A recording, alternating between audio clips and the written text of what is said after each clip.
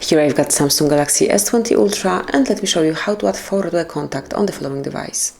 So at first you have to open the phone gallery, then let's open the contact that you would like to add this profile picture to.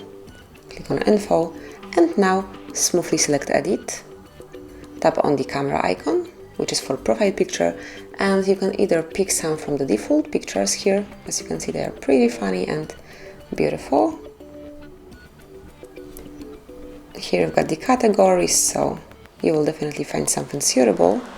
But if you would like to add here some photos from your gallery, click on the gallery. You can also grab a picture if someone is staying right in front of you. Just tap on camera to do it. But I will choose picture from my gallery. Just click on gallery, allow, select the picture that you would like to add here, then personalize it. I'll make it a bit bigger, and then click on done. Finally, tap on save to apply the changes, and that's it. As you can see, from now on, this picture is assigned to Justin, and every time your friend will be calling you, you will see this picture at first.